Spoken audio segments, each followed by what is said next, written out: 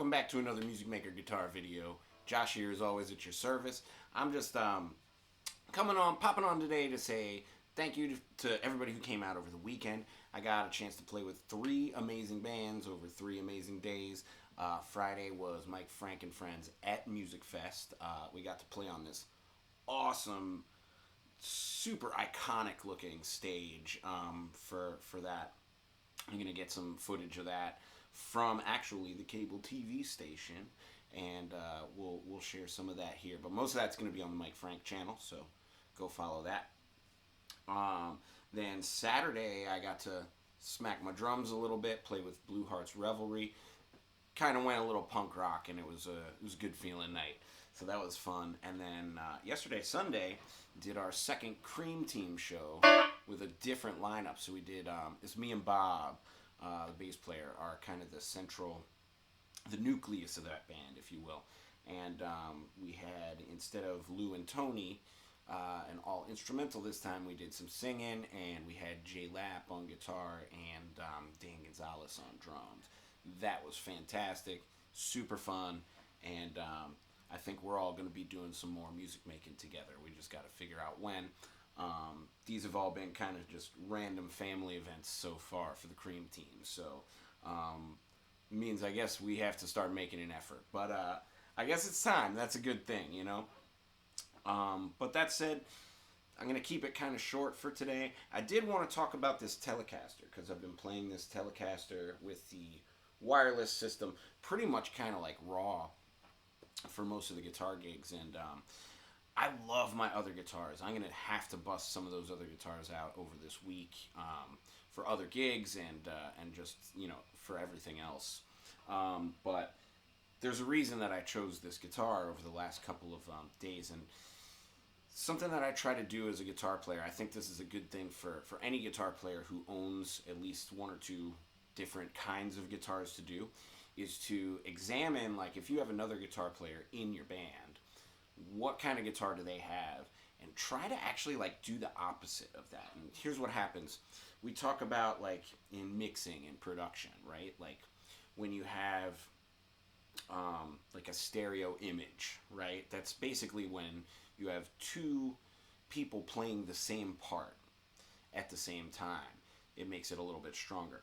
But what actually happens is this: if you have the same sound happening at the same time, then the frequencies kind of fight each other, and you get like some people get phasing issues, and some people get like just, there's all kinds of issues with just like the tone is too similar.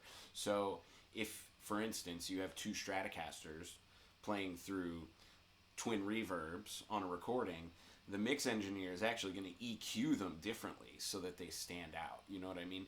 So we can do this live as just regular musicians by choosing different guitars. So on Friday, Mike likes to play a 335, so I chose the Telecaster to complement the 335. And then, just by coincidence, on Sunday, Jay was playing another 335. So I thought it would be just a really nice compliment. I was thinking about maybe bringing the Strat out, because that's my other guitar that's kind of different, or maybe just the PRS with the single coil settings, just to get that separation of sound. The PRS is super versatile, so I do love it for that. But some of these gigs were outdoors and stuff, and like, I built this guitar.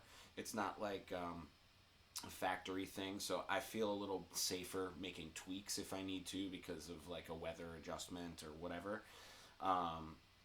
So, you know, I just for like durability's sake, I think I went with the Telecaster.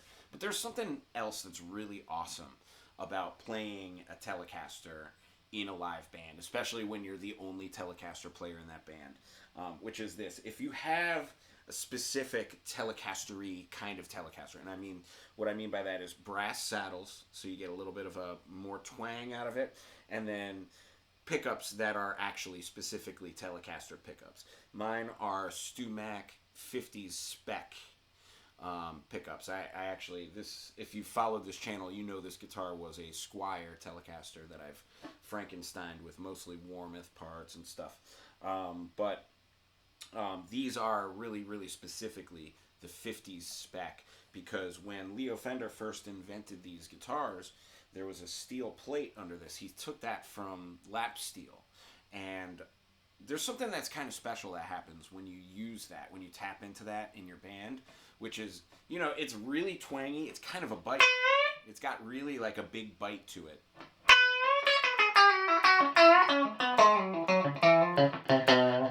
Really snappy, really, really biting, really twangy, thin kind of a thing.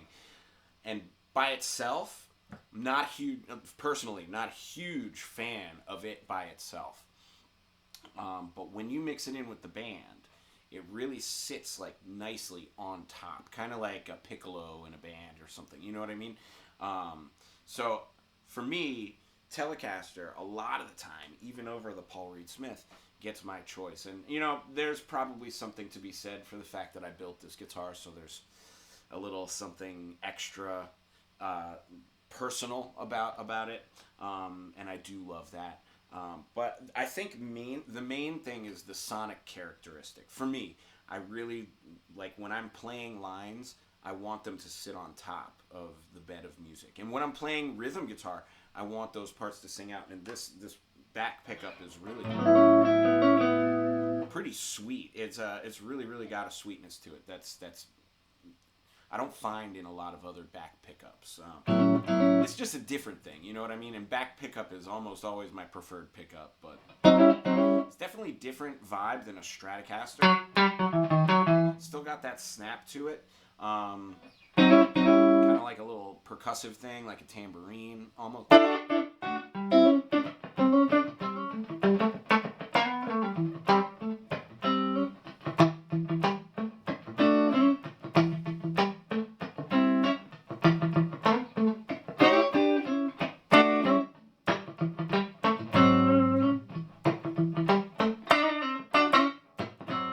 It's got definitely like still a little bit of snap and bite to it. So I love my Telecaster. What can I say?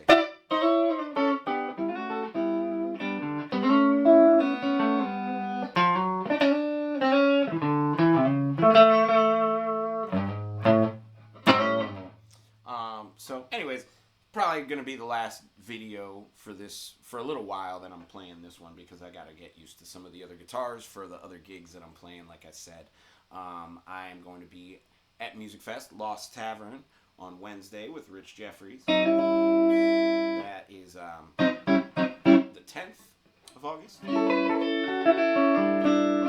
It's not an official MusicFest spot, but it's right in the middle of MusicFest, during MusicFest. So it's pretty much MusicFest. Come to MusicFest, you'll check us out. We're playing 7 to 10, like I said. Then I'm playing on Friday the 12th, Match Plats. That's at the Wood and Match stage. They have a stellar stage this year, and we're going to be on that. Also playing with Rich Jeffries on that, noon to 3 on Friday. That's the 12th. And then from 4 to 7, that's with Jay Lapp and Easy Tiger. And that's going to be really fun. We haven't played there for a while, and they're really, really going all out. They have a full backline and amps and everything, which if you know the Wood and Match, you know they don't usually do that. They're going all out. So it's going to be a big party. It's going to be a good one. So if you're there, I know it's early in the day. I know a lot of people are working and stuff, but take your lunch break, man. Come out to the Wood and Match. We'll definitely be playing between 12 and 1 there, you know what I mean? But we'll go all the way to 3 with Rich Jeffries, and then 4 to 7 with Jay Lapp. And then, of course, all the Music Fest activities continue till about midnight there. So you should go to Music Fest. Just check it out. We'll be there. Hopefully I'll see you there. I'm going to go ahead and get on out for today. Hope you have a pleasant Monday, and I'll see you in the next one.